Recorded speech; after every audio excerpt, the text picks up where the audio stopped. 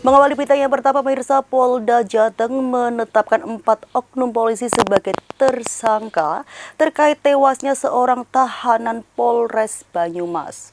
Berikut liputannya.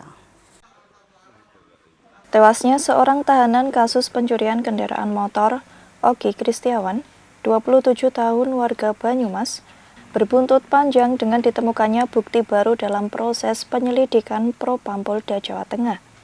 Setelah sebelumnya Polres Banyumas menetapkan 10 tahanan menjadi tersangka penganiayaan, kini Propam Polda Jawa Tengah juga menetapkan 11 anggota polisi Polres Banyumas menjadi tersangka.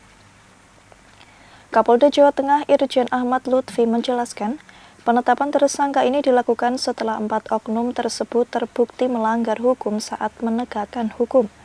Pelanggaran yang dilakukan oleh oknum ini terjadi saat proses penangkapan korban.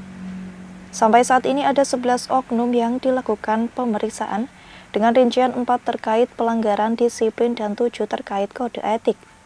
Di antara 7 yang melanggar kode etik, 4 oknum yang terancam pidana ini dijerat pasal pengeroyokan. Terkait pelanggaran, para oknum antara lain lalai karena tidak mengawasi tahanan sehingga terjadi pengeroyokan. Kapolda mengingatkan pada anggota polisi agar tidak melanggar hukum dalam penegakan hukum. Penyidikan yang kita lakukan memang benar, di sana terjadi adanya pelanggaran maupun tindak pidana. Jadi meninggalnya itu satu, karena 10 orang tahanan dalam sel telah kita tetapkan tersangka, yaitu masyarakat. Kemudian sudah kita lempahkan tahap 1, yang menunggu tahap 2. Sedangkan kepada anggota, itu adalah 11 anggota yang terlibat. Jadi 11 anggota ini, pemeriksaan dari Propam, 4 anggota kita kenakan terkait dengan disiplin, kemudian 7 orang kita lakukan terkait dengan kode etik. Kita dalami kembali, 4 orang anggota di antara 7 itu masuk ke ranah pidana. Jadi sudah bukti permulaan yang cukup, anggota telah melakukan pidana, yang hari ini juga sudah kita lakukan penahanan.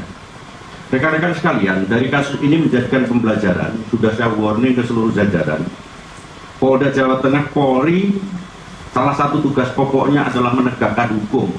Tetapi tidak boleh anggota Polri kita menegakkan hukum dengan cara melanggar hukum. Oleh karena itu menjadi komitmen kita untuk kita lakukan penyidikan secara transparan, untuk jadi pelajaran sehingga institusi kita menjadi sehat dalam rangka memberikan rasa keadilan kepada masyarakat kita.